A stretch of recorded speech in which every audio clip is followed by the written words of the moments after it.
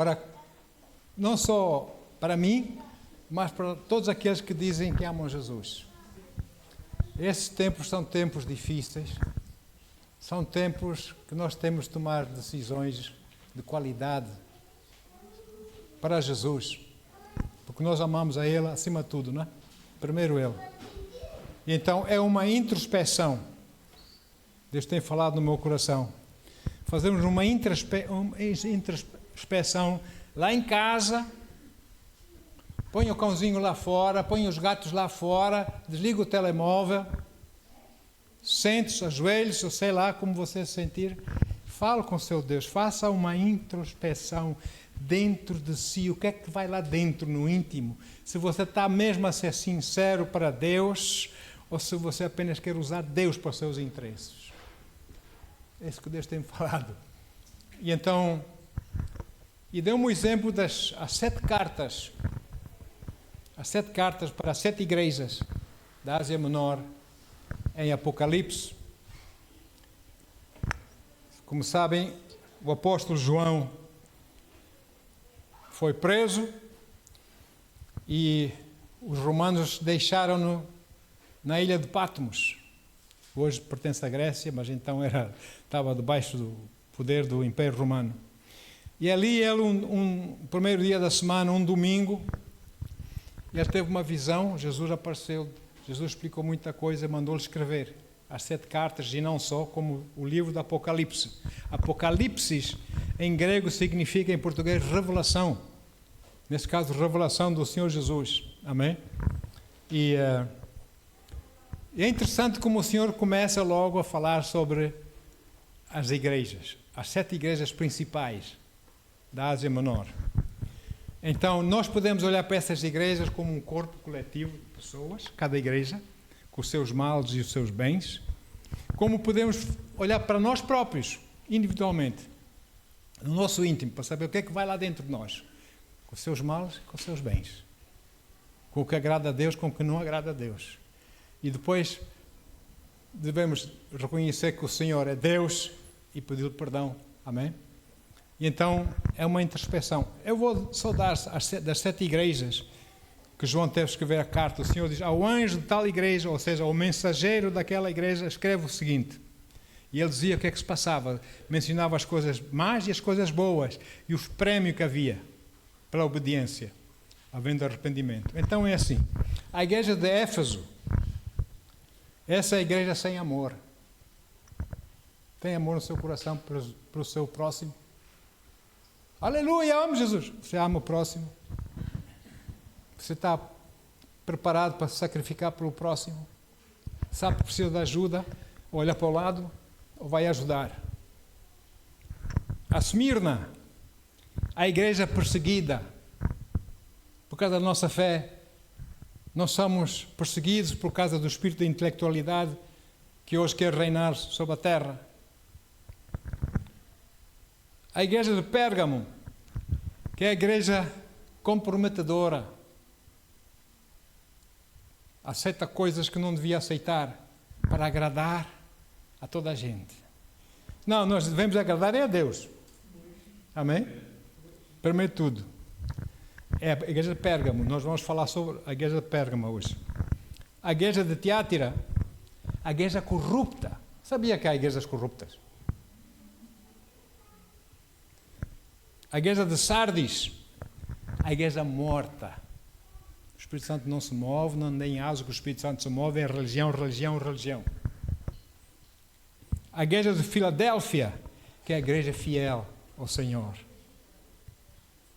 E depois, por último, a igreja de Laodiceia, que é a igreja morna, nem quente nem fria.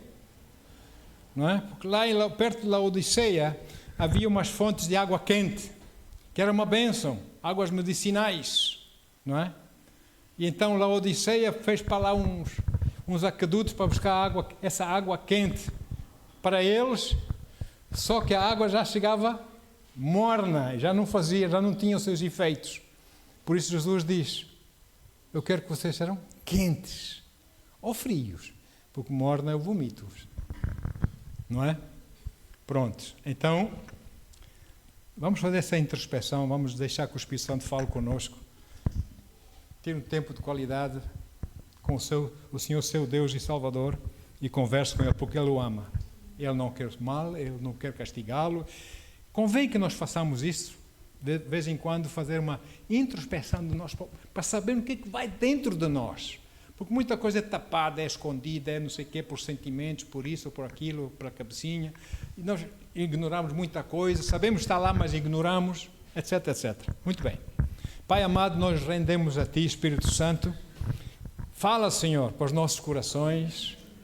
Oh Deus, mostra-nos, Senhor, o que nos vai aqui dentro de nós, o que é que tem te desagradado, Senhor, o que é que te tem agradado, Senhor, porque nós não queremos ser religiosos, Pai, nós queremos agradar-te, Senhor. Oh Deus, queremos aplicar-nos a Tua palavra, ouvir a Tua palavra, para que a nossa fé possa crescer, para que o nosso serviço a Ti e ao Teu reino seja cada vez de melhor qualidade, Senhor, inclusivamente de excelência, porque só Tu és digno de toda a honra e toda a glória, Pai. Em nome de Jesus, ensina-nos, Senhor, em nome do Senhor. Então, vamos ler. A igreja de Pérgamo, vou pedir ao meu querido irmão Paulo, bênção, Apocalipse 2, versículos 12 a 17. Apocalipse 2, 12 a 17. Ao anjo, ou ao mensageiro, ou pastor, amém? Da igreja em Pérgamo escreve: assim declara aquele que tem a espada de 2 gumes afiados. Quem é ele? Jesus. A espada de 2 gumes é o que? É a palavra de Deus, não é? Conheço o lugar em que vives, onde se encontra o trono de Satanás. Muitos crentes pensam, mas estão a servir mais a Satanás, estão a servir a Deus. Apesar disso, permaneces fiel. Agora o Senhor está a fazer o seu reconhecimento. Permaneces fiel ao meu nome e não renunciaste à tua fé em mim. Aleluia. Nem mesmo quando Antipas, um famoso servo do Senhor, minha leal testemunha, foi morto nessa cidade onde Satanás habita. Tenho, contudo, contra ti algumas admoestações, porquanto tens contigo os que seguem a doutrina de Balaão, que ensinou a Balaque, rei dos Moabitas, a armar ciladas contra os filhos de Israel, induzindo-os a comer alimentos sacrificados a ídolos e a entregarem à prática da prostituição.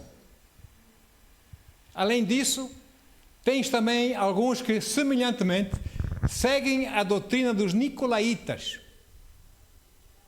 Diante do exposto, arrepende-te. Então, se houver alguma coisa entre nós, arrependemos-nos rapidamente para o Senhor, amém? Caso contrário, logo virei contra ti e contra eles pelejarei com a espada da minha boca. A palavra de Deus. Amém. Uau! Aleluia, Senhor. Deus é santo. E nós temos de ser santos. A igreja não é um restaurante, um bar, uma pastelaria. Hoje vou àquela pastelaria. Não, agora... Não. Senhor, qual é a tua vontade para mim? É aí? Amém. Amém, queridos? Com temor, com reverência ao Senhor nosso Deus. Então, amados, a cidade de Pérgamo, vamos falar dessa cidade e a sua religião. Uma linda cidade, capital cultural e política da província romana Ásia Menor, ou seja, hoje em dia Ásia Menor, não é? Onde os habitantes dessa cidade adoravam mais deuses pagãos e tinham mais seitas do que qualquer outra cidade conhecida do mundo antigo. Pérgamo, onde habita Satanás. Muito bem. A religião pagã nesta cidade, como eu disse, tinha deuses que ensinavam a prática do pecado, que não era mal nenhum. Fazer essas coisas contra os valores humanos. E hoje em dia está cheio, o mundo está cheio disso. Contra os valores humanos, contra a honra do ser humano, praticam essas coisas, fazendo isso lei, como se fosse coisas de valores humanos, não é? E Principalmente tinha lá um deus falso, claro. Em grego é Asclepios Soter, ou seja, em português era o deus Asclepios, o Salvador. A imagem dele era uma enorme serpente, e cujo templo estava junto a uma das mais importantes escolas de medicina da época, uma cidade cultural, Pérgamo. Tinha lá muita gente ia para Pérgamo estudar, cursos superiores, etc, etc, né? Então, este templo, junto a essa escola de medicina, tinham serpentes, cobras, inofensivas, não venenosas, que andavam aí à solta. E as pessoas pobres, que não tinham como pagar o seu tratamento de doentes, eram permitidas a irem durante a noite a deitarem-se nas sombras daquele templo. E se por acaso acontecesse que uma cobra viesse passasse por cima deles, essa cobra é Deus, não é? Significava que essas pessoas iriam ser curadas. Só para ver como é que é essa cidade, não é? E, muito bem. O modus vivendi, a maneira de viver diária dos habitantes de Pérgamo era fornicação, lascívia.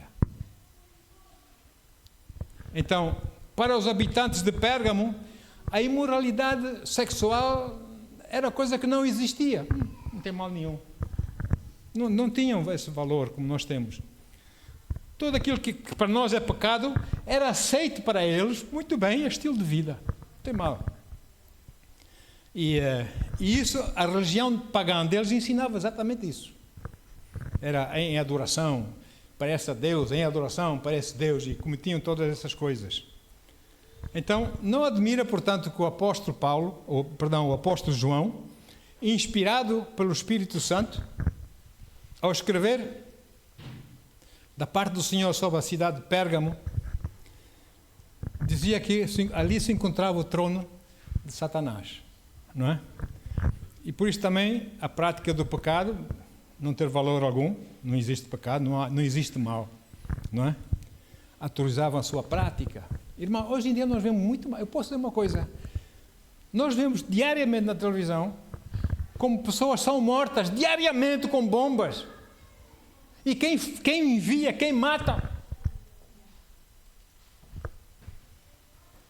Tudo bem.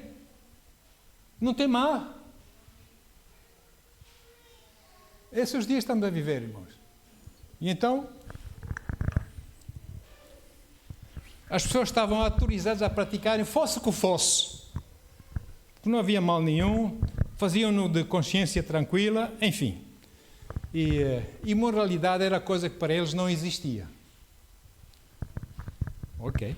Então, Pérgamo, que cidade é essa para uma igreja? Quem começou a igreja em Pérgamo foi muito valente. Pessoa muito valente, não é? Além dos problemas usuais, todas as igrejas têm que enfrentar as perseguições, a atividade demoníaca, dos falatórios, do sei de quê.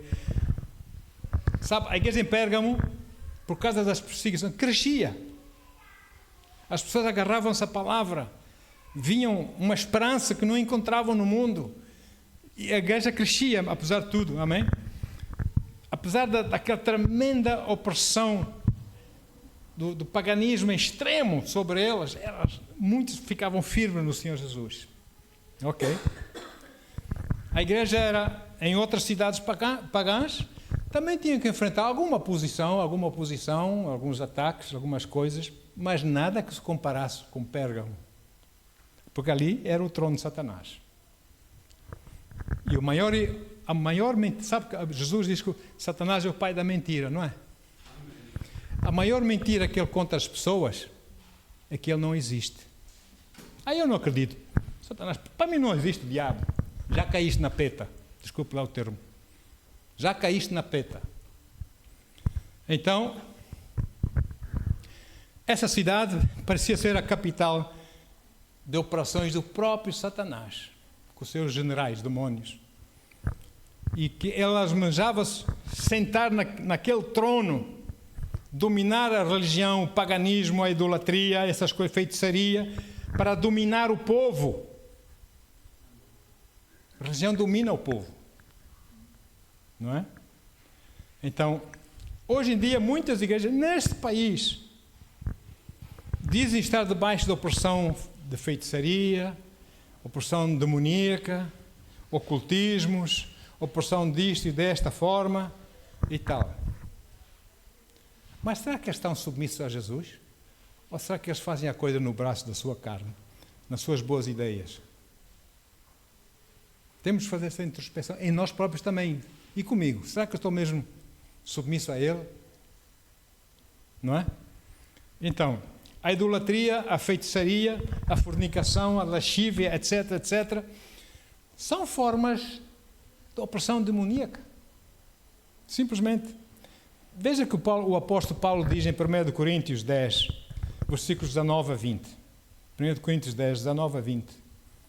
O apóstolo Paulo diz assim: sendo assim, o que estou a querer dizer? Será que o sacrifício oferecido a um ídolo significa alguma coisa? O que é que você acha? Ou o ídolo tem algum valor? Versículo 20. Não. Quero enfatizar que o que os pagãos sacrificam é oferecido, isto sim, aos demónios e não a Deus. Temos exemplos hoje em dia. E não quero que tenhais qualquer comunhão com os demónios. É forte. Hoje existe isso. Festa e não sei quê, festa e não sei quê.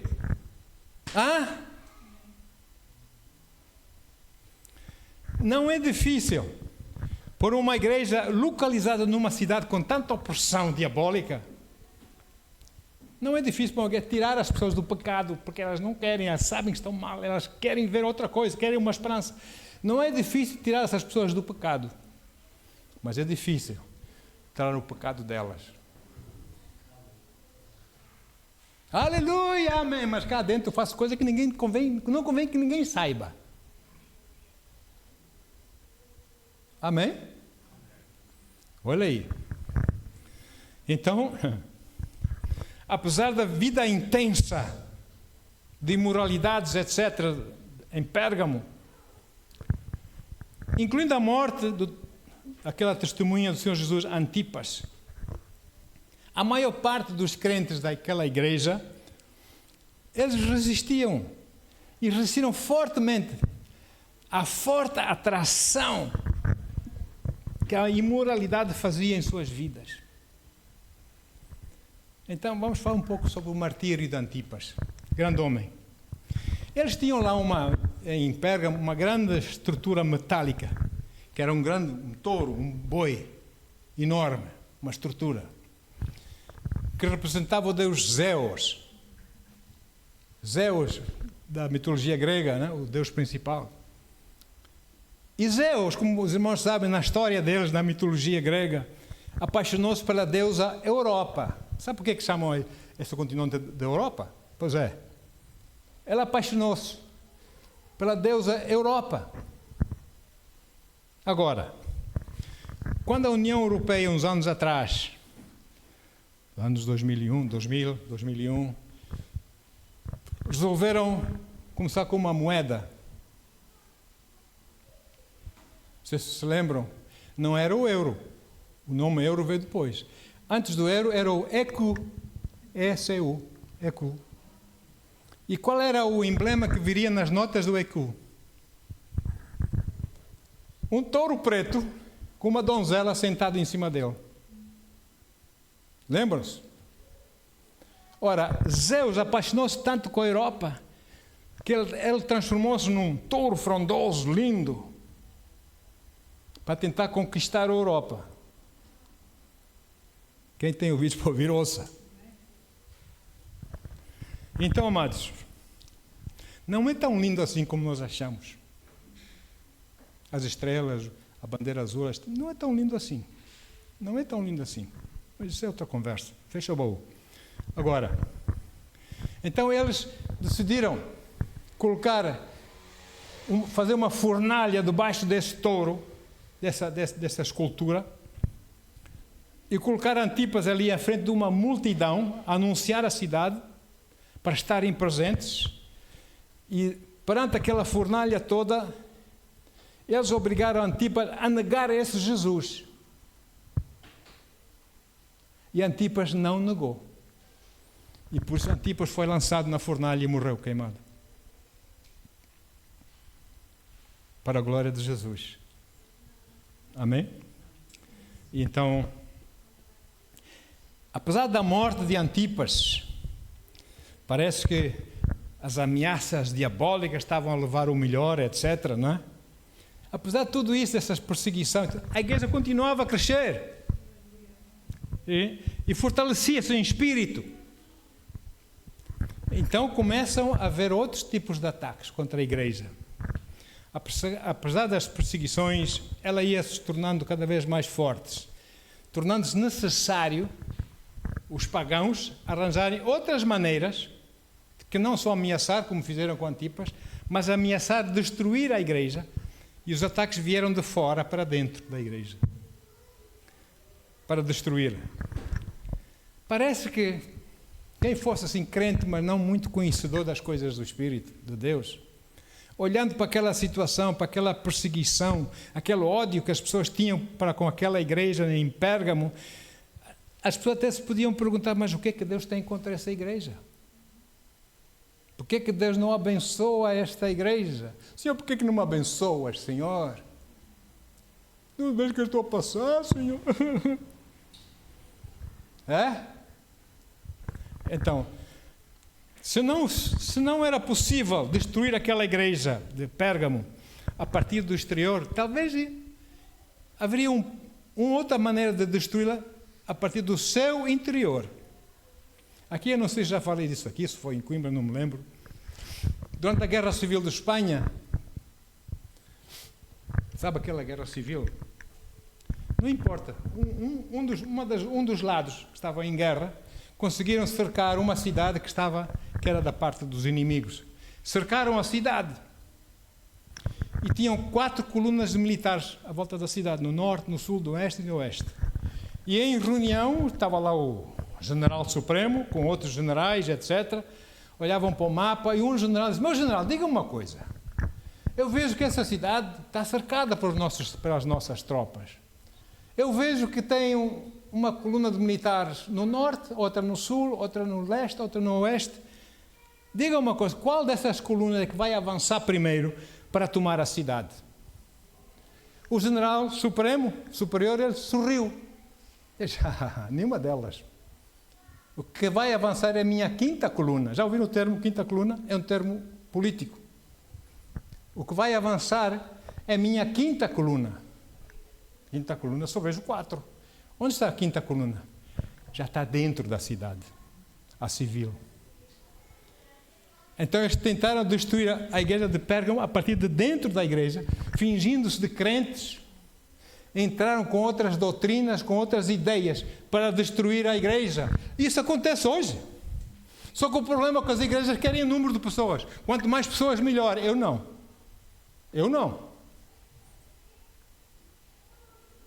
Eu quero pessoas fiéis a Jesus, que amam Jesus. Não importa se são 5 ou 6. A mim, o número não me diz nada. Há gente aí, há grupos, organizações que odeiam Deus e têm milhões de seguidores. O número não me diz nada. O que me diz respeito a mim é a espiritualidade das pessoas. Amém? O conhecimento que elas têm da palavra. Então, começaram a vir esses ataques, tentando por dentro da igreja. E certamente havia estudiosos da Bíblia, judeus, dessas seitas, não mesmo do judaísmo, mas dessas seitas que havia por ali, que pululavam por aí, que estavam em franco progresso, porque o nome das suas organizações era convidativo para as pessoas, os ensinos, as coisas que faziam, convidavam as pessoas, atraíam as pessoas, não é? Aleluia! Irmãos, a palavra de Deus, a verdade, ofende. mas ofende para o nosso bem, para nós despertarmos, para nós nos arrependermos. E não como uma pessoa está em mal, a gente abraça, tudo bem, tudo bem. Não! Arrepende-te. Estás a brincar com Deus? Deus é algum palhaço ou quê? Arrepende-te. Reconhece que és um pecador. Pede perdão a Deus que Ele perdoa.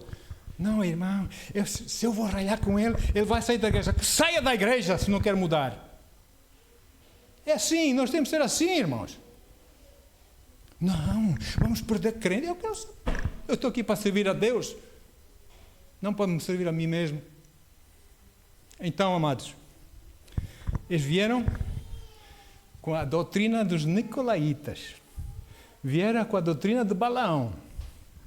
E então vamos ver essa doutrina dos nicolaítas. Foi um homem que outrora foi um grande crente de Deus, cheio do Espírito, que até foi escolhido pela igreja em Jerusalém. Ele foi um dos 7 escolhidos para ser dos primeiros diáconos da igreja primitiva. Nicolau. Vamos ver. Atos 6, versículos 1 a 6. Atos 6, versículo 1 a 6. Ora, naqueles dias, multiplicando-se o número de discípulos, houve uma queixa entre eles. Os apóstolos corriam para aqui, faziam tudo mais alguma coisa, não é? Os judeus helenistas, os judeus gregos, protestaram contra os judeus de fala hebraico-aramaica, porque as suas viúvas não estavam a ser atendidas na distribuição diária de alimentos. Ou seja, a ação social da igreja estava assim, dava mais jeito a uns do que a outros. Então, os 12 apóstolos, 12 discípulos, reuniam todos os discípulos da igreja e propuseram: não é sensato negligenciar o ministério da palavra de Deus a fim de servirmos às mesas. O nosso trabalho é a palavra de Deus, a oração é a palavra de Deus. Não vamos perder tempo com servir às mesas. Então, portanto, irmãos, escolhei dentre vós 7 homens de bom testemunho, cheios do Espírito e de sabedoria, aos quais encarregaremos deste ministério da ação social da igreja. Quanto a nós, apóstolos, nos devotaremos à oração e ao ministério da palavra. Tal proposta agradou a todos. Então escolheram, veja lá, número 1, Estevão, primeiro mártir da igreja, não é? Estevão, homem cheio de fé e do Espírito Santo. Além de Filipe, Prócoro, Nicanor, Timon, Pármenas e Nicolau. Esse é o nosso Nicolau que estamos a falar. Esse Nicolau era um convertido ao judaísmo, proveniente da Antioquia. Apresentaram-se diante dos apóstolos, os quais oraram por ele e lhes impuseram as mãos. Aleluia. E a palavra de Deus era divulgada, de modo que se multiplicava grandemente o número de discípulos em Jerusalém. Inclusive, muitos sacerdotes da fé judaica obedeciam à fé de Jesus. Lindo, não é? Ou seja, agora os apóstolos estavam livres para fazer aquilo que Deus queria que eles fizessem, que é a palavra de Deus e oração. Amém. Esse Nicolau, às páginas tantas, começou a ter o desejo de ter seguidores, começar com doutrinas. Isso era o chefão lá de um grupo de pessoas, né, com seguidores. E então, o seu erro doutrinal era que ele olhou para a palavra, ele viu planos de Balaão, amém? Que o rei moabita chamou esse Balaão. Algumas pessoas dizem que ele foi um profeta, mas na verdade foi um feiticeiro. E chamou Balaão, pagou Balaão, você conhece a história, não é? Para amaldiçoar Israel lá no deserto, para que eles não entrassem para a terra prometida, a terra de Canaã. Amaldiçoa! E vamos ler aqui um pouco. Ora bem, Números 25, versículos 1 a 3. E depois veio com a doutrina de Balaão também. Durante o tempo em que os israelitas se estabeleciam no vale de Chitim, ou seja, no vale das Acácias, os homens de Israel começaram a se envolver em relações sexualmente imorais com as mulheres moabitas que Balaão aconselhou o rei dos moabitas que enviasse essas mulheres para o arraial de Israel, para destruir a fé deles, que o influenciavam a participar dos holocaustos e festas em oferecimento a seus deuses. O povo comia e se prostrava diante dos seus ídolos. Olha só, o ataque dentro da igreja. Dessa maneira, Israel se juntou à adoração de Baal Peor, um Deus falso. E o furor do Eterno, do nosso Deus verdadeiro, o furor do Eterno acendeu-se contra Israel. E morreram gente. Versículo 4. Então Yahweh chamou Moisés e ordenou-lhes: toma todos os chefes do povo, empala-os à luz do sol, empala-os diante da minha presença, a fim de que o fogo da ira de Yahweh se afaste de todo o povo de Israel.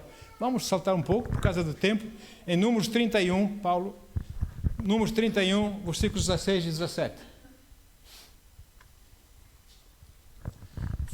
Foram elas que seguiram o conselho de Balaão e induziram os filhos de Israel a se perverterem contra Deus, o Eterno, no caso de Peor, de Baal Peor, de modo que uma praga feriu a congregação. Esse foi o resultado, a congregação do Senhor. Agora, portanto, matai todas as crianças do sexo masculino, matai igualmente todas as mulheres que tiveram relações sexuais. Acaba com a raça de Israel. Olha aí. Mais tarde Israel arrependeu-se, reconheceu o seu erro e clamaram a Deus, pediram perdão, arrependeram-se amargamente perante Deus. Sabe como é que é nosso Deus, né? Nosso paizinho querido, amoroso que Ele é? Perdoou-lhes e guiou-os para a terra prometida. Esse é o nosso pai. Balaão tinha sido contratado por Balac, rei moabita, para amaldiçoar e impedir os israelitas a entrarem na terra de Canaã, e quase que ele conseguiu. Sabem aquela história do jumento, da jumenta que falou com o Balaão, aquela coisa toda. Muito bem, nós vamos por aí, temos que avançar. Ele recebeu 3 quantias avultadas de dinheiro da parte do rei moabita, não é? Mas foram 3 tentativas frustradas, não conseguiu amaldiçoar Israel. E tanto mais que ele se virou para o rei moabita e disse que eu não consigo amaldiçoar Israel, porque essa nação de Israel foi abençoada por Deus. E não há maldição que seja mais forte que a bênção de Deus. Não consigo. Amém? Então, foi então que depois Balaão aconselhou o rei moabita a enviar tais mulheres, as tais prostitutas muito lindas lá de Moabe, para o arraial de Israel, para se meterem com os homens, fornicarem com os homens de Israel, etc. No fundo, penso assim, o rei Malac, quando ouviu Balaão a falar dessas coisas, envia essas mulheres lindas para lá e tal, como para ele, concupiscência sexual, ou fosse o que fosse, não era mal, o rei não estava a entender bem o que é que Balaão estava a querer dizer, porque ele não conhecia a lei de Deus. Vamos mandar essas mulheres bonitas para lá, para terem sexo lá com os homens de Israel. Que mudanças que isso vai trazer. Porque ele não conhecia a lei de Deus. Mas, mesmo assim, ele atacou por dentro, a 5ª coluna.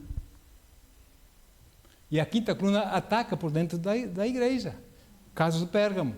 Com essas doutrinas de Balaão, doutrinas dos Nicolaitas, que já vamos falar um pouco sobre essa doutrina. E a doutrina dos Nicolaitas não teve a ver tanto assim com fornicação, com esse tipo de coisas, com o crente no seio da igreja, mas sim o crente no seio da igreja a ser ensinado coisas que não são verdadeiras na palavra de Deus. Aparentemente parece ser da palavra, mas não é.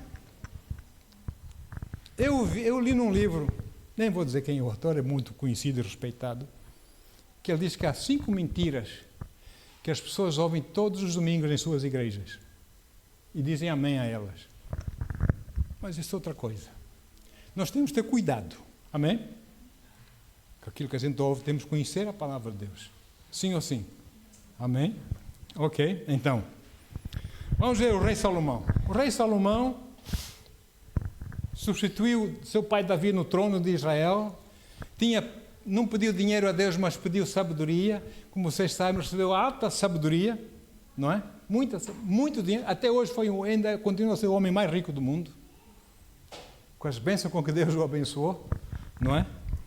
E ele começou a enfraquecer a sua maneira de estar na vida, o seu poder, a sua autoridade, etc., no seu reinado, à medida que ele se ia casando com mulheres pagãs.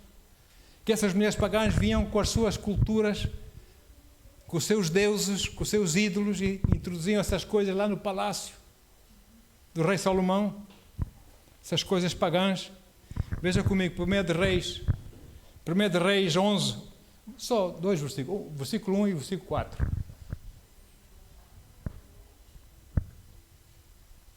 Além da filha de Faraó, egípcia, o rei Salomão amou muitas mulheres estrangeiras, moabitas, amonitas, edomitas, sidônias, eteias e por aí vai. Versículo 4. E o coração de Salomão já não era totalmente dedicado a Yahweh. Estão a ver? Começou a arrefecer por causa das outras doutrinas, falsas doutrinas. O seu Deus, como fora o coração do seu pai Davi. Ele começou a deixar-se levar pelo paganismo. E isso que eles queriam que acontecesse à igreja de Pérgamo.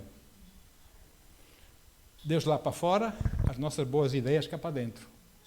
Não tem nada a ver com esse Deus. Aparentemente sim, mas não tem. Ok, visto isto. Essas doutrinas de Balaão e nicolaítas no seio da igreja eram um exemplo do trono de Satanás para dominar. E ainda Salomão era jovem, ainda debaixo da sabedoria que Deus tinha dado, ele escreveu vários livros da Bíblia, não é? Provérbios, Eclesiastes, pronto. E um outro livro, os Cânticos dos Cânticos. Foi Salomão quem escreveu. Em Eclesiastes, capítulo 1, versículo 9, ele diz algo muito importante. Vamos ver, Eclesiastes 1, 9. Ele diz assim: o que foi, pensa um pouco, o que foi, voltará a ser. O que aconteceu, ocorrerá de novo. O que foi feito, se fará outra vez.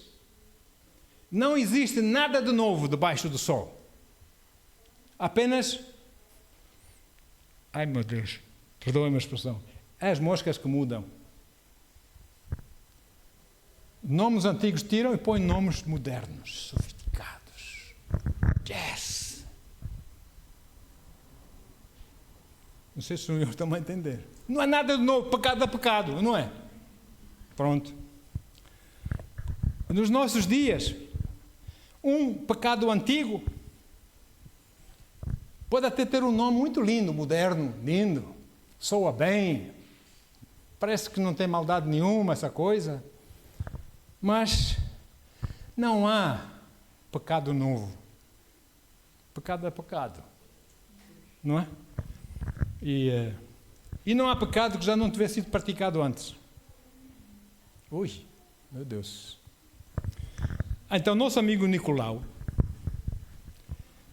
durante aqueles dias da fundação da sua organização, para ter os seus seguidores, é uma coisa que ele ansiava, ter seguidores. Eu não quero seguidores, eu quero que as pessoas sigam Jesus. Eu sou um deles. Eu não quero que ninguém me siga a mim. Ai de mim, como diz Jesus, não é? Agora, ele começou a desejar então esse tal grupo de pessoas e tal, que estivessem 100% com ele.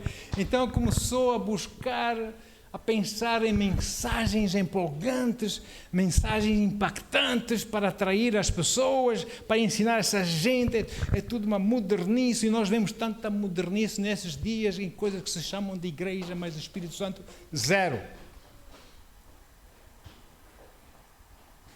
E são igrejas. O Senhor que nos julga.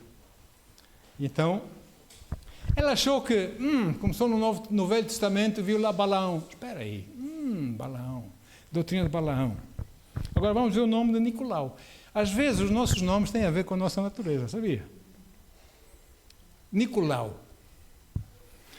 Nicolau é um nome militar grego, que vem de duas palavras. Nikao, de onde vem a palavra Nike. Nós dizemos Nike, não é? Erradamente, porque a palavra Nike, das marcas sapatilhas, etc, etc, não é Nike.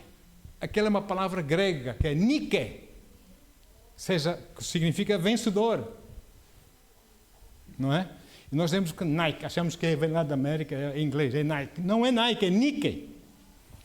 Agora, Nikao, que vem da palavra raiz Nike, que significa conquistar, vencer, e da palavra Laos, que significa povo. Então, Nicolau significa conquistar, vencer o povo. Amém? O historiador Irineu e Josefos e outros que escreveram sobre a história da igreja, desde a igreja primitiva, desde os dias do Senhor Jesus, etc, etc. Os Macabeus, essas coisas, eles escreveram sobre isso. O historiador Irineu conta que na história da igreja primitiva, as pessoas que seguiam essa doutrina dos nicolaítas eram pessoas que viviam vidas de indulgência desenfreada, de pecado desenfreado, por causa desses ensinos. Essa doutrina é uma distorção da doutrina da mensagem da graça de Deus, não é? Então eles ensinavam que, uma vez salvo pela graça, mediante a fé, até aqui certo, ou não? Não é? O crente nascido do novo, fizesse ele o que fizesse, já não era mais pecado. Inclusivamente essas orgias, essas coisas todas, já não era pecado, porque já nasceu de novo. Olha só quem é que não quer ouvir isso, não é? Yahoo! Vamos ter mulheres, vamos ter festa, vamos ter orgias, vamos ter não sei o quê, não há mal nenhum. Olha aí. E Jesus odeia essa mensagem, como nós já vamos ver. Então, os primeiros historiadores escreveram sobre essa igreja de Pérgamo, e eles mencionaram que alguns deles, muitos deles, no seio dessa igreja, que se chamavam de crentes, na verdade não eram crentes. Eu digo, ou eram carentes ou eram querentes, mas crentes não. Podia ser carentes. E então eles cometiam todo tipo de fornicação, adultério, impurezas, e até trocavam as mulheres entre si. Eu estou a falar isso para você saber que o trono de Satanás estava ali. E tudo isto era feito em nome da liberdade cristã. Somos livres. A verdade nos liberta. Mas isso não é libertação, não é? Isso é liberalidade, é abuso. Então, era uma promoção à impiedade em nome da graça de Deus. Vocês vão estar comigo até aqui? Então, houve muitas igrejas contemporâneas e hoje têm tendências para fazer esse tipo de coisas, para atrair pessoas. Eu sei que estou a dizer, irmãos, porque eu prego nas igrejas, eu ouço que as pessoas vêm pedir oração. Eu sei o que se passa lá.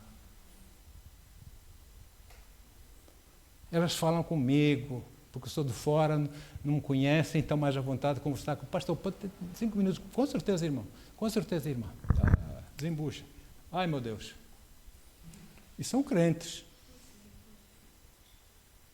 Olha só. Muito bem. Então, muitas igrejas contemporâneas hoje chamam-se igrejas, mas são tronos de Satanás. Porque vem coisas, os líderes não admoestam. Fecham os olhos, fazem coisas que não sabem nada, senão vamos perder crentes. Não, irmãos. A verdade de Deus acima de tudo. A verdade é verdade. A pureza. Jesus morreu numa cruz para que nós pudéssemos viver puros. E não nessas coisas, disfarçar está tudo bem quando está tudo mal. Deus não gosta disso. Deus fica triste. Amém? Com esse tipo de coisas. Olha aí. No entanto, tentaram também entrar com as doutrinas dos nicolaítas. Por exemplo, na igreja em Éfeso, E Jesus falando para a igreja de Éfeso, nessa carta à igreja de Éfeso, veja o que é que Jesus diz lá. Apocalipse 2, versículo 6. Veja o que o Senhor diz. Tens, contudo, a teu favor, que odeias as práticas dos nicolaítas, as quais eu também odeio. Vamos brincar com Deus? Eu não me atrevo. Eu não me atrevo. Deus não nos deu da sua graça, do seu amor, seu Filho, para morrer por nós na cruz, como uma licença para nós pecarmos. Pela graça de Deus, Deus me perdoa, Deus é amor, Deus perdoa. Então vou pecar à vontade. Aleluia. Sai em nome de Jesus. Solta essa pessoa em nome de Jesus. Amém? Então, a graça de Deus, quando você sente a graça, o amor do Senhor na sua vida, qual vai ser a sua resposta para Ele? Deus, eu amo-te. Lágrimas de alegria, de gratidão, correm o rosto abaixo, não é? Pai, obrigado, Senhor. Oh, Pai, como eu era, Pai. Pecador que eu era. Senhor, obrigado, Senhor, por me lavares no sangue de Jesus, por pagares o preço por mim, por me salvar. Obrigado, Senhor. Amém? Aleluia. Ele remiu-nos da maldição de Satanás, da maldição da lei, não é? Através de Jesus, para nos tornar sua própria família, seus filhos, suas filhas. Esse é o nosso Jesus que nós servimos, irmãos. Eu amo esse Jesus. Antipas nunca se atreveu, perante aquele fogo, aquelas ameaças, não se atreveu a negar Jesus. Ele tinha o amor de Deus no seu coração. Dizia, a mínima coisa que eu posso fazer, olha, que me lancem no fogo, eu morro por ele, por amor a ele. Amém? Então, olha aí. Então, por causa desse intenso nível de amor imensurável que Deus tem para conosco, a nossa resposta é amor, de volta ou não? É obediência. Senhor, eu quero viver para te agradar, para tu fazer a tua vontade, não a vontade da minha carne, não a vontade que as pessoas dizem, vamos aqui, é só hoje. Não, Senhor, eu quero agradar-te, Senhor. Tu és o meu Deus, o meu Senhor, o meu Salvador. Não vamos mais viver nos valores que vivíamos antes no mundo, quando estávamos no mundo. Agora os nossos valores são outros. Amém, queridos? Aleluia. Senhor, eu quero agradar-te. Como diz Paulo escrevendo para Tito, aquele grande pastor Tito. Sabe, a igreja de Coríntios foi uma igreja rebelde também. Correram lá com o pastor que tinham, porque tomavam a ceia. Os pecadores sentavam-se à frente, lá porque terem fato e gravata, sentavam-se à frente, mas lá dentro é pior que uns túmulos caiados a branco, não é? Cheio de mortandade, cheio de pecado. Então a ceia tomavam de qualquer maneira, havia incesto lá dentro da igreja, sei lá mais o que havia naquela igreja. Olha, pusei o pastor na rua, com as suas malinhas, vai, põe-te a andar. Como é o pastor é que manda na igreja, não é o povo que manda na igreja. Então o que fez Paulo? Até ter um homem próprio, eu vou mandar para lá meu filho na fé, Timóteo. Tadinho do Timóteo, como ele sofreu, aquele jovem. Não é? Ele estava a pregar, as pessoas estavam a conversar, eles riam, não sei. Não havia disciplina, não havia submissão, o Espírito de Deus não se movia, eles faziam o que queriam, tomavam a ceia de qualquer forma, feitio, etc, etc. E Paulo diz, eu vou mandar Tito. Eles estão a pedir que eu mande Tito. E enviou Tito lá. Tito chegou àquela igreja, começou a ver aquela balbúrdia toda nos cultos, e disse, ei, sentem-se, calem-se e escutem. Senão, está aí à porta. Pôs ordem na igreja. Esse grande pastor Tito, eu tenho uma admiração para o pastor Tito. E diz assim Paulo para Tito, em Tito, capítulo 2, versículos 11 e 12. Capítulo 2, versículos 11 e 12. É isso mesmo.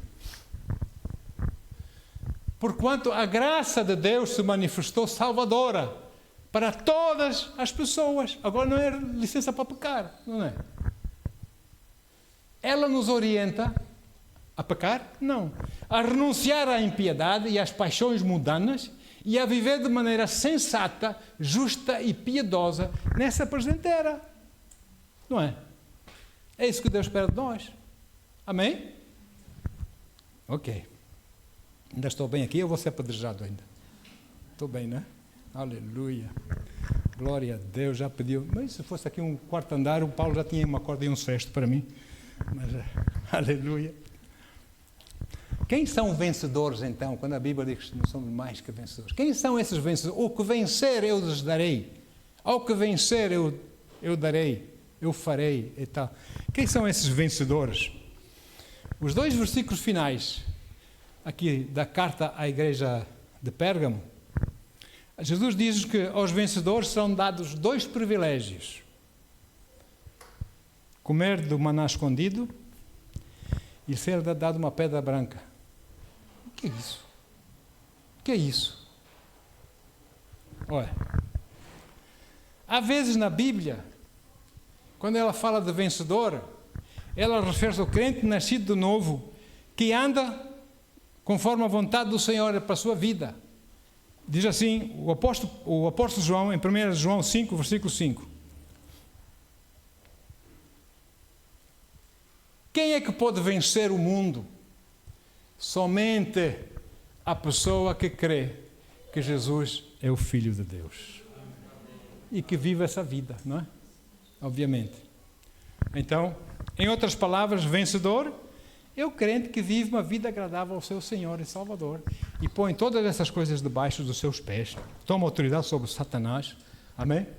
Diz não ao pecado e paga o preço de um bom soldado de Cristo nessa vida.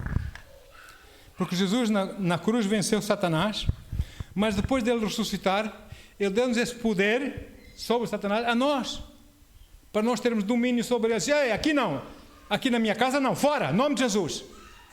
Cancela os teus planos contra a minha família, cancela os teus... Sai fora, em nome de Jesus. Não é? Eu tinha uma história, quando ainda estava na África do Sul, eu contei lá, mas não sei como é. Deus deu uma coisa assim. Diz, nós temos que falar com autoridade. Quando falamos para Satanás, temos que falar com autoridade. E o exemplo que eu dei, foi uns anos atrás, agora está-me a vir à memória. Imagina você estar numa paragem do autocarro, à espera do autocarro, e vem um cachorrinho maroto, e começa a cheirar, abanar a cauda, começa a cheirar os seus pés, e levanta a pata e aí vai disto. Sai daqui, cãozinho. Acha que ele vai embora? Sai daqui, cãozinho. Já me está sujado. Sai daqui, cãozinho. Não. Deram um berro a ver se ele não foge. Sai! Em nome de Jesus. Quem matou Abel? Caim. Amém? Fala com autoridade. Aqui, não. Na minha família, não. Então, nós vencemos de 2 formas.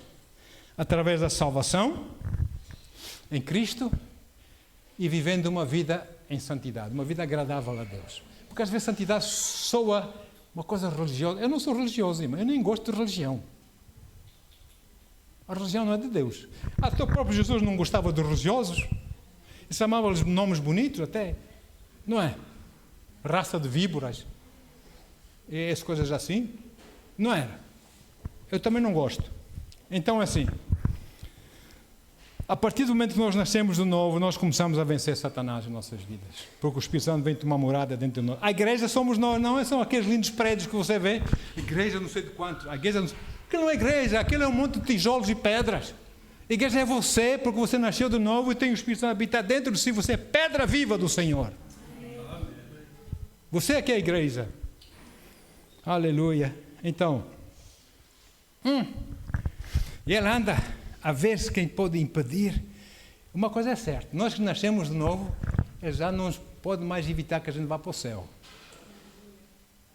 Mas ele pode fazer com que a gente, nesta vida, não faça a vontade de Deus, vivamos uma vida mais que vencida, triste, sem gozo, sem alegria, e cada vez mais afastado de Deus, cada vez mais. Não se afaste de Deus. Senão você vai se afastar cada vez mais. O coração começa a esfriar. Fique firme. Ora a Deus, busque o Senhor seu Deus. Amém? Não quer dizer que tem que vir todos os dias aos cultos. Não. Você tem o seu relacionamento com o seu Deus. Fala com esse Deus. Amém, queridos? Amém, queridos? Então, O nosso testemunho não é apenas conversa de boca. É nas nossas atitudes. É nas nossas boas obras. Alguém precisa de ajuda, vou ajudar. Não é fingir que não sabe. Opa, vou gastar meus últimos 5 euros. Eu dei a volta quase a meio mundo com 5 euros no bolso, irmãos. Mas vou dizer uma coisa. A primeira paragem que eu fiz, estava calor naquela terra, foi comprar uma água do coco. Troquei os meus euros. Fiquei sem dinheiro. No aeroporto. Nem para táxi, nem para nada. E a senhora, estou aqui, mandaste-me vir, estou aqui. Ainda estou aqui vivo, não estou? Ele é fiel. Ele é fiel. Amém? Então, o plano do Senhor para nossas vidas depois da salvação é nós produzirmos boas obras como testemunhas de Jesus. Boas obras. Sermos úteis a Ele e ao próximo, não é? Efésios 2:10. Já estou quase a acabar. Só mais. Quem me dá mais 10 minutos de pregação aqui? Quem dá? Mais um lá, por favor. 1, 2, 3, 4, 5, 6, 7, 8, 9, 10, 11. 110 minutos. Tá bom. Tá bom, amém. Amém. Tem muito tempo então. Aleluia.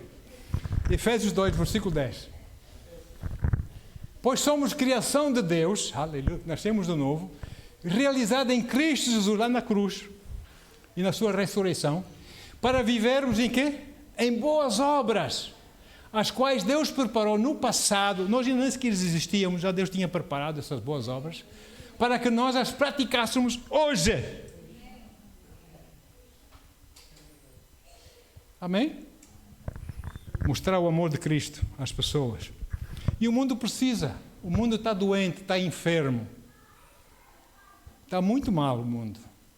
O mundo, qualquer coisa que acontece de mal, a culpa é de Deus. Onde está esse Deus? Onde está aquele Deus? Deus não tem nada a ver com isso. Os políticos tomam más decisões, decidem matar pessoas, é culpa de Deus? Olha aí, na internet ali. Deus ama o ser humano. Amém? Deus ama o ser humano. As pessoas precisam compreender que Deus já fez tudo o que tinha a fazer para nós, podermos ser salvos, podermos praticar as boas obras aqui na terra, sermos testemunhas de Jesus. Deu-nos tudo o que é necessário. Agora é a nossa vez. Mas nós temos que dançar a música dele. E não a música que o mundo traz para dentro da igreja, que diz, essa é a música da igreja. Não. É a música de Deus. Há muita treta nas igrejas, irmãos. Nem toda, graças a Deus. Amém? Aleluia. Hoje vou sair daqui com apedrejado aí. As xarabaçanda, labahanda. Olha o que diz Paulo, Filipenses 2:12. Depois vamos falar ao maná escondido e a pedra branca. Filipenses 2:12. Filipenses 2:12.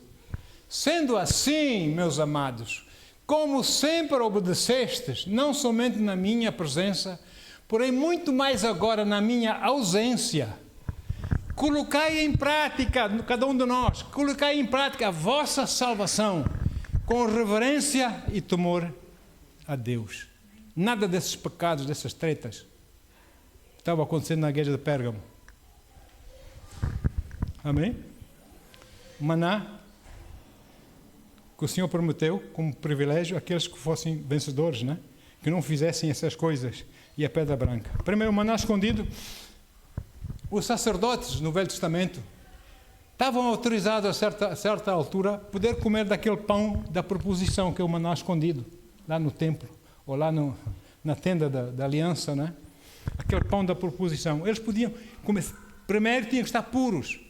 Por isso é que a entrada, logo à entrada da tenda, tinha aquela lavatória, aquela pia de cobre com água, porque eles vinham lá do altar dos sacrifícios, matar cordeiros, etc., oferecer os cordeiros, e depois vinham para ministrar ao Senhor dentro do tabernáculo, e tinha essa pia de cobre, que era, antigamente não havia vidro, né? Era cobre bem polido, parecia espelho, com água límpida. Eles olhavam para aquilo, viam a sua cara com cinza, com, sei lá, suja, com sangue, eles lavavam-se. lavavam-se, purificavam-se. E só então é que entravam. E só sendo purificados é que podiam comer.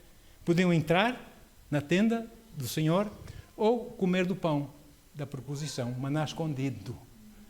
Você e eu comemos maná escondido todos os primeiros domingos do mês. Estamos autorizados a comer a Santa Ceia. O pão foi partido, assim como o corpo de Cristo foi partido. Por quê? Porque temos que o fazer limpos, sem pecado. Por isso é que nós temos, antes de tomar o pão e o vinho, na Santa Ceia, temos que pedir perdão ao Senhor, ou não? Purificar-nos. Se fizemos mal contra uma pessoa, temos que ir com essa pessoa, caso ela esteja presente, pedir perdão a essa pessoa. Dar a mão à palmatória, perdoa. Amém? Se ela dizer, não perdoa, tu me ofendeste. Então, o problema é dela, você pediu. Amém? Você pode tomar. Se a pessoa não quer perdoar, o problema já é dela. Amém? E depois, a pedra branca. Aleluia. São bênçãos espirituais que o Senhor dá ao crente que vive em santidade e que resiste às tentações desse mundo. A pedra branca é oferecida ao vencedor. Essa pedra branca era oferecida em vários casos. Eu vou falar de um só. Num tribunal, alguém estava a ser julgado e se o juiz entendesse, ou os juízes entendessem que a pessoa não era culpada, eles punham uma pedra branca em cima da mesa, em nome daquela pessoa. Eles estavam a dizer, não tem culpa, está livre. Se fosse culpado, eles punham uma pedra preta. Tu vais lá para o cilindro, aí vais. Tu vais pagar uma pena, não é? A pedra branca. Então, Jesus vai nos dar uma pedra branca, ou que vencer, ou que ficar firme na fé. Ele vai dar uma pedra branca. Aqui, os irmãos de Pérgamo. O que é que significa isso? Aleluia. No céu, um dia, vai estar o nosso acusador a querer acusar-nos. E Jesus está a interceder por nós. Ele é o nosso advogado ou não? Xarabassá. E no final, Deus Pai vai fazer o quê? Dar uma pedra branca. E Satanás vai ficar sem nada para dizer. Pedra branca. Meu filho já pagou por ele. Meu filho já pagou por ele. Aleluia. Satanás fica sem argumentos. Romanos 8, 33 e 34. Já estou na reta final. Ordem da torre de controle. Diz, faz-te a pista, rapaz. Eu estou a fazer a pista. Romanos 8, 33 e 34. Quem poderá trazer alguma acusação sobre os escolhidos de Deus? Alguns escolhidos de Deus aqui? Somos todos nós, né, que aceitamos Jesus. Quem pode trazer uma acusação sobre os escolhidos de Deus? Ninguém, porque é Deus que os justifica. Aleluia. Quem os condenará? Foi Cristo que morreu por ele pagou o preço por eles. Ninguém mais tem que condená-los, eles já são dele, não é? E mais, ele, Cristo, ressuscitou dentre os mortos e está à direita de Deus e também intercede a nosso favor. Aleluia. Amém? Eu tenho sempre essa história patente no meu coração, estou grato a Deus. Uns anos atrás, numa conferência entre ingleses lá em Gibraltar, num teatro, domingo à noite, o culto principal, coube-me a mim, mas outros meus colegas pastores, puseram-me a mim a pregar. Então fiz lá uma pregação e Deus estava-me a guiar para pastores que não se davam, que não conversavam uns com os outros, não se cumprimentavam. É uma lástima, uma vergonha, se temos o mesmo rei, não é? Ah, porque a minha bandeira é aquela igreja. Ah, porque a minha bandeira é aquela igreja. Não, a minha bandeira é Cristo. Eu estava a pregar e eu convidei as pessoas, os pastores. Tinha uma irmã lá em cima, inglesa, meio judaica, meio inglesa lá em cima, com chofar. Os irmãos sabem o que é chofar? Aquele chifrezinho, aquele. Diz, olha, quando eu fizer sinal, irmã, tu toca-me esse chofar. Ela sabia tocar muito bem. E eu fiz o sinal e ela tocou o chofar. Naquele momento, pessoas cegas, paralíticas, mudas, tinham vindo para o culto, começaram a ficar curadas. Começaram-se a levantar, a louvar Jesus. Ah, sou curada.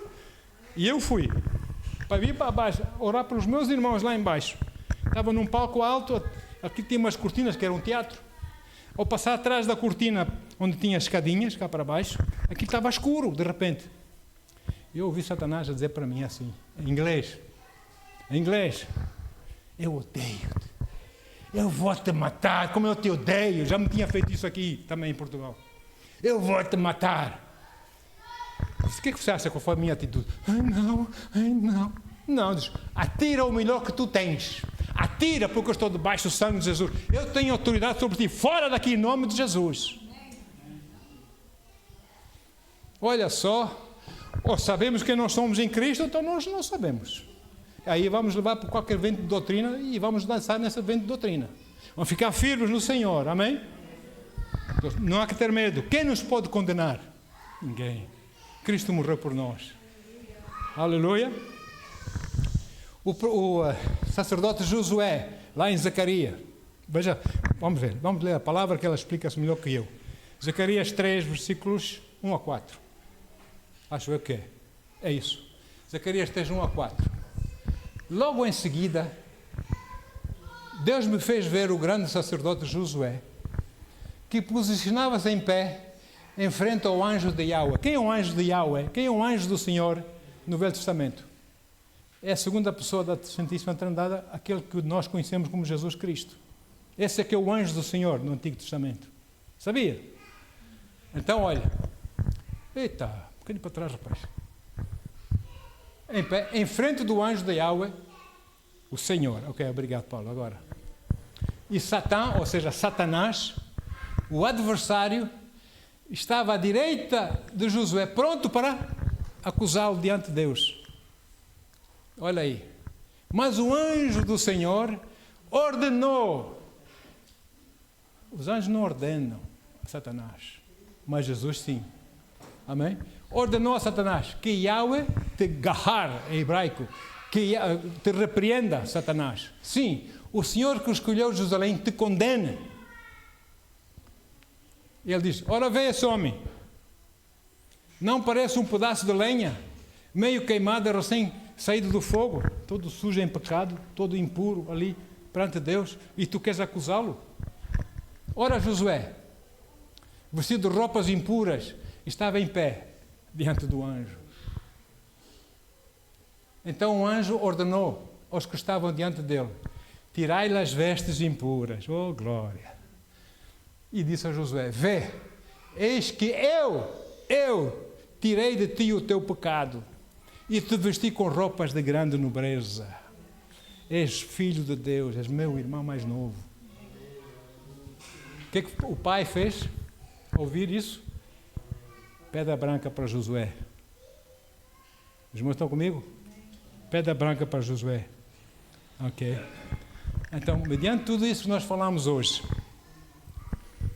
será que vale a pena nós caminharmos com o Senhor nessa vida, como Ele quer que a gente caminhe? Permitindo que a sua luz brilhe através de nós para outras pessoas, para que também elas tenham a oportunidade de conhecer esse Jesus? Será que vale a pena? Com certeza que sim. Amém? Será que vale a pena nós comermos do maná escondido? É um privilégio que o Senhor nos dá, a sua igreja aqui na terra já. Vamos comer no céu, mas já temos aqui. Amém? Do maná escondido e vivermos debaixo do favor de Deus e da sua proteção, enquanto formos fiéis a Ele, ninguém nos vai tocar. E se nos tocares e nós não vamos negar Jesus, vale a pena? Com certeza que sim. Então faça uma introspeção. Fala com você e Deus só. Põe o cachorro lá fora, põe os gatos lá fora, fecha a porta, desliga o telemóvel, sei lá, desliga o que faz barulho, que possa ser usado para impedir você ouvir Deus, distraí-lo. É você e Deus. Faça uma introspeção. Deus, começa a ver os males e os bens, não se condene, porque já não há mais condenação para aqueles que estão em Cristo Jesus. E peça para Deus, perdoa-me, Pai. Eu fiz mal, realmente, Senhor. Perdoa-me, Pai. Amém? Deus precisa de nós, de vasos assim, que Ele possa usar para a sua obra. Aleluia. Amém? E se você assim o fizer, e assim aceitar fazer, então seja bem-vindo a caminhar com o Espírito Santo, que Ele vai guiar a sua vida. Porque Ele guia aqueles que são filhos de Deus ou não. Ele vai abençoá-lo. Porque você tornou-se família de Deus. Você quer aqui na terra o que o seu Pai quer lá no céu. Pai nosso que estais no céu, seja feita a tua vontade, aqui na terra como é no céu. Não é a minha vontade, não é a vontade da religião, é a vontade dele. Seja feita aqui, através de mim. Amém? Aleluia. E para terminar, Romanos 8, 14. Aleluia. Olha aí. Porquanto todos os que são guiados pelo Espírito de Deus são filhos de Deus. Outro privilégio que temos como filhos do Altíssimo. Ele guia-nos. Quem precisa de sabedoria, peça a Deus não duvidando. Senhor, nessa situação, Senhor, eu preciso de sabedoria aqui, Pai. Que decisão, como é que eu vou fazer? O que é que eu vou dizer? Como é que eu vou falar? Dá-me sabedoria. E você espera nele. Pode não ser que ele dê sabedoria logo na hora, pode ser que sim. Mas no momento que você estiver calmo, quieto, sem pensar em nada, de repente, pronto, já sei, é isso que eu vou fazer. Chegou lá a sabedoria. À noite você fica a pensar, não vem nada. Quanto mais você, não vem nada. Você relaxa, confia em Deus. Senhor, estou nas tuas mãos, vou descansar. Por mais que eu me preocupe, eu não vou poder crescer nem mais 1 centímetro, eu não vou poder mudar nada com as minhas preocupações na minha vida. Para que preocupar-me? Vou esperar no Senhor, Ele vai nos dar sabedoria. Pai amado, obrigado, Senhor. É uma honra.